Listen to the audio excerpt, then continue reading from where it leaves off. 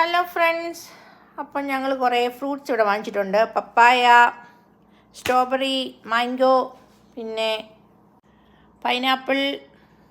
അപ്പോൾ ഈ ഫ്രൂട്ട്സ് കൊണ്ട് ക്യാരറ്റ്സും ഉണ്ട്. അപ്പോൾ ഇത്രയും ഈ ഫ്രൂട്ട്സ്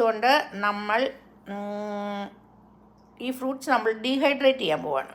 ഓക്കെ, നമുക്ക് ഡീഹൈഡ്രേറ്റ് ചെയ്യാൻ വേണ്ടി ഇതെല്ലാം സ്കിന്നൊക്കെ കളഞ്ഞ് കുഞ്ഞ് പീസാക്കി കഴുകി റെഡിയാക്കി എടുക്കാം. ഡീഹൈഡ്രേറ്റ് ചെയ്യുന്നത് എന്താണെന്ന് ചോദിച്ചാൽ നമുക്കപ്പോൾ ലോങ് ടൈം യൂസ് ചെയ്യാം.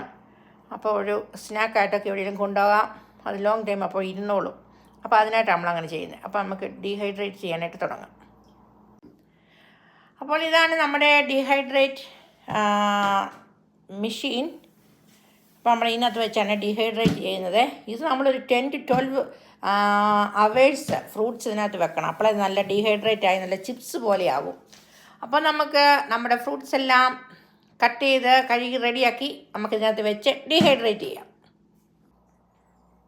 അപ്പോൾ ഇവിടെ സ്ട്രോബെറി എല്ലാം ഞങ്ങൾ അതിൻ്റെ സൈഡിലത്തെ എല്ലാം കളഞ്ഞ് ഇവിടെ നല്ലതായിട്ട് കഴുകി എടുത്തിട്ടുണ്ട്. എന്നിട്ട് അതിൻ്റെ ഇവിടെ കട്ട് ചെയ്യാൻ തുടങ്ങി. നമ്മളിങ്ങനെ കട്ട് ചെയ്ത് തിന്നായിട്ട് കട്ട് ചെയ്ത് സ്ലൈസ് ആയിട്ട് എടുക്കും.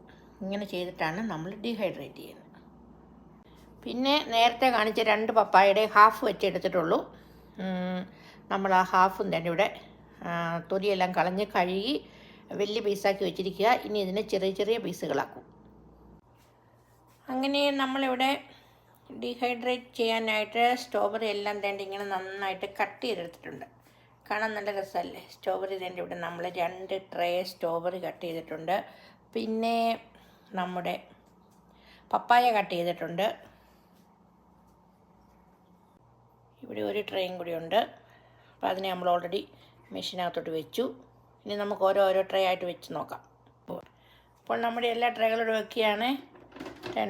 4 ട്രേ നമ്മുടെ സ്ട്രോബെറി ആൻഡ് പപ്പായ നമ്മളിവിടെ ട്രേ ആയിട്ട് 4 ട്രേ വെച്ചു. ഇനി നമുക്ക് മെഷീൻ ഓൺ ചെയ്യാം. അപ്പോൾ നമ്മളിവിടെ ക്ലോസ് ചെയ്യുകയാണ്. നമ്മൾ മെഷീനകത്ത് നമ്മുടെ ഫ്രൂട്ട്സൊക്കെ വെച്ച് ഇവിടെ നിന്ന് ഡീഹൈഡ്രേറ്റ് ചെയ്യാൻ തുടങ്ങിയിട്ടുണ്ട്. ഇനി നമുക്ക് 12 അവേഴ്സ് കഴിഞ്ഞ് കാണാം. അപ്പോൾ ഇവിടെ 12 അവേഴ്സായി നമ്മുടെ ഫ്രൂട്ട്സ് വെച്ചിട്ട് നമ്മുടെ മെഷീൻ തുറന്നു നോക്കി.